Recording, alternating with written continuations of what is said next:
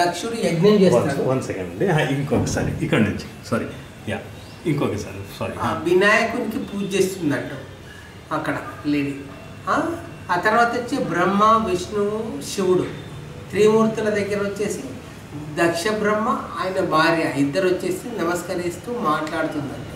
తర్వాత వెనకాల నారదుడు అక్కడి నుండి వచ్చేసి ఇంక ముందు ఇక్కడ కంటిన్యూ కాలేదు. అక్కడ దక్షుడు యజ్ఞం చేస్తున్నట్టు. ఆ యజ్ఞగుండంలో సతి జన్మించిన తర్వాత అక్కడికి వెళ్ళి ఆ పాపను తీసుకెళ్ళి దక్షుడు ఆయన భార్యకి ఇస్తున్నట్టు.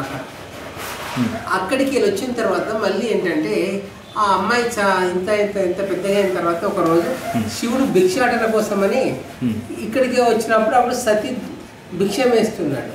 భిక్షం వేసుకున్న తర్వాత ఆయనను మోహిస్తుంది.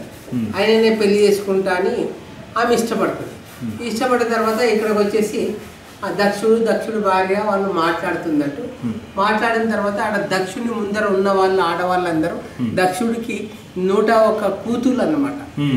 అయితే ఇక్కడ సతితోటి మాట్లాడితే సతి ఏమంటుందంటే, నేను భిక్షాటనకు వచ్చిన ఆయన భిక్షావతాన్ని నేను పెళ్లి చేసుకుంటా అని ఆయనతోటి చెప్పినప్పుడు అప్పుడు ఆయన శివుడు ఎప్పుడు భిక్షం పట్టుకొని బతుకుతాడు, ఆయన నిన్నేం దాస్తాడు, శ్మశానంలో ఉండేటోడు, ఆయన వద్దు అని అంటే ఆమె లేదు నేను ఆయనని పెళ్లి చేసుకుంటా అని ఆమె అంటది. అయినప్పుడు ఆయన ఏం చేస్తాడంటే కోపంతో తీసుకుపోయి అక్కడ జైల్లో వేసేస్తాడు. ఇక్కడ జైల్లో బంధిస్తాడు. బంధించిన తర్వాత అక్కడ రాక్షసుని కాపలాగా పెట్టిండు. కాపలా పెట్టిన తర్వాత అక్కడికి వెళ్ళి మళ్ళీ ఇక్కడ దక్షుని ఒక కూతురును వేరే బృహస్పతి తోటి పెళ్లి చేసుకోవడం. ఇక్కడ అక్కడికి వెళ్ళి మళ్ళీ ఆమె పార్వతి అక్కడికి వెళ్ళి బయటకు వచ్చేసి ఇక్కడ పార్వతి తపస్సు చేస్తుందండి. అక్కడ సెన్సులు వాళ్ళ అడవిలో ఉండే గోన్స్ వాళ్ళందరూ అన్నట్టు వీళ్ళు ఇట్లా ఆకులు వాళ్ళు ఒంటికి కట్టుకొని వాళ్ళ గుడ్డలు లేవు అప్పుడు ఆ విధంగా. తర్వాత శివుడు అదే మాదిరిగా మారువేషంతో అట్లనే వచ్చేసి శివుడు ఇక్కడ సతీ ఇద్దరు డాన్స్ చేస్తున్నారు. ఇక్కడ అది గంధర్వ వివాహం చేస్తున్నట్టు వీళ్ళిద్దరు సతీ అయిన శివుడు. చేసుకున్న తర్వాత అక్కడికి వెళ్ళి వచ్చేసి మళ్ళీ బ్రహ్మ విష్ణు మహేశ్వరులకు దక్షుడు జరిగిన వృత్తాంతం అంతా ఇక్కడ చెప్పుకోవడం, వీళ్ళు పిలిపించి చెప్పడం ఏంటంటే సతీ పుట్టింది శివుని కోసము, నువ్వు శివునికి ఇచ్చి పెళ్లి చేయాలని వీళ్ళు ఇక్కడ అంటారు. ఆ తర్వాత ఇక్కడ ఏంటంటే త్రిపుర సంహారం 3 రాక్షసులను ఇక్కడ శివుడు, ఇకపోతే ఆయుధం బాణం లాగానే మహావిష్ణువు, ఇక్కడ రథసారథేమ బ్రహ్మ, రథచక్రాలకు సూర్యచంద్రులు, అక్కడ త్రిపురాంతక సూర్యులతో యుద్ధం చేసి వీళ్ళని చంపడం. అయితే వీళ్ళని ఒక్కరిని చంపినా కూడా వేరే రాక్షసులను ఇక్కడ ఒక రక్తం చుక్క కింద పడ్డ ఆ జాగలో వేరే రాక్షసుడు మళ్ళీ పుడుతుంటాడు. కాబట్టి ఇక్కడ ఆదిశక్తి రూపం వేసి ఆ యుద్ధ భూమి మొత్తం ఆమె నాలుక చాసి పెడుతుంది అన్నమాట. ఎవరైతే చచ్చిపోతుంటారో వాళ్ళని వెంట అందరినీ మింగేస్తుంటారు. వరం ఉంటుంది అనమాట, వాళ్ళు చనిపోయిన అట్లా రక్తం చుక్క కింద పడ్డ కొద్దీ మళ్ళీ కూడా జన్మిస్తూనే ఉంటారు. అలా కాకూడదు అని చెప్పేసి అదైన తర్వాత మళ్ళీ ఇక్కడికి వచ్చేసి ఇక్కడ పార్వతి ఇదంతా కథ గమ్మత్తు ఉంటుంది. ఇది ఇక్కడ అయిపోతే ఇక్కడ అయిన తర్వాత శివుడు మళ్ళీ ఇక్కడ భస్వాసురుడు తపస్సు చేసిన తర్వాత శివుడు ప్రత్యక్షమై ఈ భస్వాసురునికి వరాలు ఇస్తాడు. అయితే ఆ వరం ఎవరి చేతిలో నెత్తిలో చేయబడితే వాళ్ళు భస్మం అయిపోతారు అన్నమాట. అయితే అప్పుడు భస్వాసురుడు ఏం చేస్తాడంటే అది మరి ఇచ్చిన వరం నిజమో అబద్ధమో, అది సత్యం జరుగుతుందో లేదో మొదలు నేనెత్తిన చేయబెడతానని ఆయన వెంటబడి ఉరికొస్తుంటాడు. అప్పుడు ఈయన చూసి ఈయన పారిపోతాడు. పారిపోయిన తర్వాత మహావిష్ణువు వచ్చేసి ఇక్కడ మోహిని అవతారంతో వచ్చేసి డాన్స్ చేసి మళ్ళీ ఈమె డాన్స్ చేసుకుంటూ ఆమె నెత్తిలా మోహిని నెత్తిలా చేయబెట్టుకున్నప్పుడు భస్వాసురుడు నెత్తిలా చేయబెట్టుకుంటాడు. ఈయన భస్మం అయిపోతాడు అనమాట. ఇది స్టోరీ. ఇక్కడికి వచ్చిన తర్వాత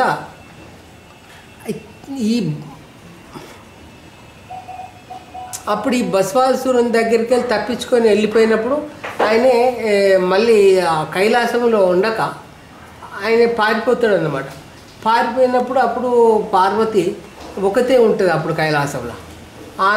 ఆయన మీద బెంగ పెట్టుకొని ఆమె ఏం చేస్తారంటే శివుడు లేడు. అప్పుడు ఇంట్లో వేరే స్టోరీ కూడా వస్తుంది ఇంకోటి.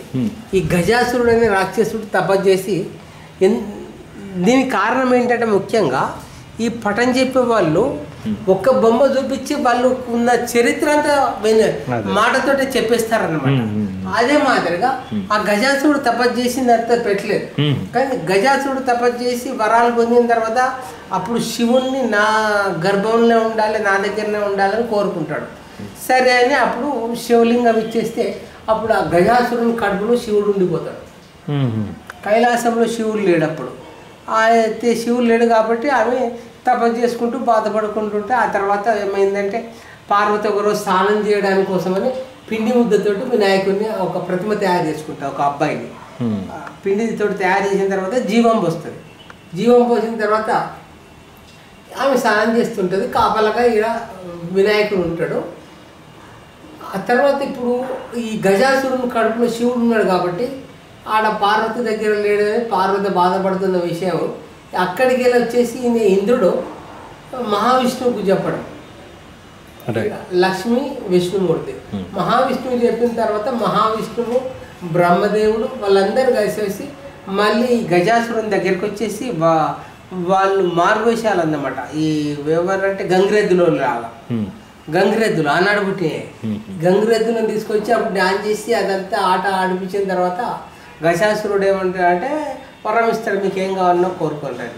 ఇచ్చినప్పుడు అప్పుడు వీళ్ళు ఏమంటారంటే నీ కడుపులో ఉన్న శివుడే కావాలి మాకు, శివలింగాన్ని ఇవ్వమంటారు, ప్రాణలింగాన్ని. అప్పుడు సరే మరి ప్రాణలింగాన్ని తీసుకోవాలి కానీ నేను అయితే తీసి ఇవ్వలేను, మీకు తీసుకోవాలంటే మీరు ఏదో విధంగా ప్రయత్నం చేసి తీసుకోవాలంటే అప్పుడు ఈ నందీశ్వరుని పిలిపించి నందీశ్వరంతో డ్యాన్స్ అదంతా వీళ్ళు ఇక్కడ డ్రమ్ వాయించినట్టు మహావిష్ణువు తాళం కొట్టినట్టు ఇక్కడ నందీశ్వరుడు ఇక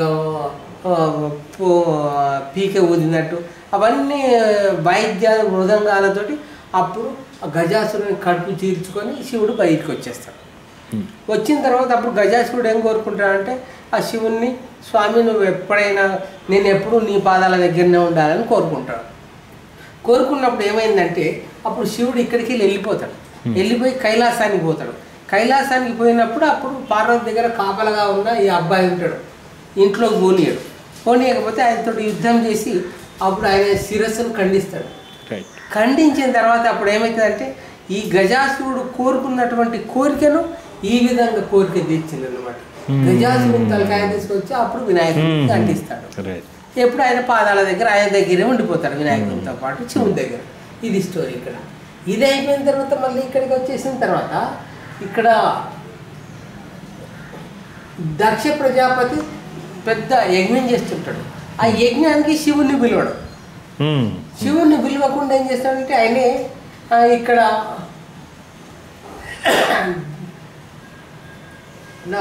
సతీను తర్వాత ఈ ఆకాశ మార్గంలో ఈ యజ్ఞానికని చంద్రుడు భార్య పోతుంటారు. చంద్రుని భార్య కూడా దక్షుని కూతురే. వాళ్ళు పోతుంటారు, నన్ను పిలవలేదు కానీ ఆయనే ఈ నారదుడు వచ్చి ఇట్లా మీ నాన్న దక్ష ప్రజాపతి మరి యజ్ఞం చేస్తున్నాడు, నీకు ఎందుకు ఆహ్వానం రాలేదు మరి అని అంటే అప్పుడు ఆమె అంటుంది నేను తప్పకుండా మరి పోయి తీరుతావా అని అప్పుడు ఆడికెళ్ళి వచ్చేసి ఇక్కడ సతి శివుని దగ్గరికి వచ్చేసి అడుగుతుంది, స్వామి మరి మా నాన్నగారు యజ్ఞం చేస్తున్నారంట, మరి మనకు ఆహ్వానం రాలేదు, అయినా కూడా నేను అంత పెద్ద యజ్ఞం అంటే నేను పోవాలి కదా, నేను కూతురున్నానంటే వద్దమ్మా నిన్ను వద్దు సతీ, నువ్వు అక్కడికి పోతే అవమాన పాలవుతావు, ఎందుకంటే పిలువని పేరంటే అని పోవడం తప్పు ఎప్పుడైనా అని అంటే లేదు నేను పోతా అని అప్పుడు వినాయకుడిని వెంటబెట్టుకొని రథంలో అప్పుడు పోతున్నట్టు ఇక్కడ సతీ వీళ్ళు పోయిన తర్వాత ఇక్కడ యజ్ఞగుండం పోయిన తర్వాత అక్కడ ఏంటంటే అందరిని ఆహ్వానించండు కానీ ఈమె జబర్దస్తిగా పోయినందుకు ఆమెకు అవమానం జరుగుతుంది. అవమానాన్ని భరించలేక ఆమె యజ్ఞగుండంలో పడి చనిపోయినట్టు. ఇది ఎందుకంటే ఇవి షార్ట్గా చేస్తామన్నమాట. పెద్దగా చేయాలంటే ఎంత పెద్ద పెయింటింగ్ చేసినా సరిపోతుంది స్టోరీ మరి అట్లా. ఆ తర్వాత వచ్చేసి ఇక్కడ మహాశక్తి శక్తి రూపైన ఈ పోతరాజు అమ్మవారికి పూజలు చేయడము, అమ్మవారి ముందర ఈ పోతరాజు డాన్స్ చేయడం ఇట్లా గ్రామ దేవతలు ఉంటారు కదా అది. ఆ తర్వాత వచ్చేసి ఇక్కడ ఈ విషయం సతీ యజ్ఞగుండంలో పడి చనిపోయిన విషయం తెలిసిన తర్వాత ఇక్కడ అయితే నందీశ్వరుడు వచ్చి చెప్తాడన్నమాట. చెప్పిన తర్వాత అప్పుడు శివుడు కోపంతో వెళ్ళిపోయి ఆయన జటం తీసేసి ఒక బండ మీద వేస్తే ఆ బండలో వీరభద్ర స్వామి ఇక్కడ జనిస్తాడు 6 చేతులతో. జన్మించిన తర్వాత ఈ వీరభద్రుడికి చెప్తాడు ఈ మాదిరిగా దక్షుడు ఇట్లా సతీని అవమానిస్తే సతీ చనిపోయింది మీ తల్లి, అవమానం భరించలేక కాబట్టి నువ్వు దక్షునికి గర్వభంగం అన్నది చాలా అని చెప్పేసి అప్పుడు దక్షిణ సంహారం కోసం అక్కడికి వెళ్ళి వచ్చేసి ఇక్కడ దక్షిణుడు మళ్ళీ యజ్ఞం చేస్తుంటే దక్షిణుని నరికి చంపేస్తాడు యజ్ఞం. ఇక్కడ దేవుళ్ళు అందరూ బాగా పెద్దగా ఉంటుంది కానీ ఇక్కడ ప్లేస్ లేదు కాబట్టి షార్ట్గా చేసింది. అయితే ఆ తర్వాత మళ్ళీ వచ్చేసి ఇక్కడ సతీ ఈ దక్షిణ భార్య నాకు పతి భిక్ష పెట్టమని కోరుకుంటుంది. ఇక్కడ కోరుకున్నప్పుడు ఆ యజ్ఞం దగ్గర ఒకటి గొర్రె పోటీలు ఎప్పటికి ఉంటుందట దేనికోసం, అది ఆనవాయితీ. అప్పుడు ఆ గొర్రె తల కట్ చేసి గొర్రె తల దక్షిణకి అతికిస్తాడు. ఆ తర్వాత గొర్రె తల అయిపోతాడు. 1 సెకండ్ అండి, 1 సెకండ్.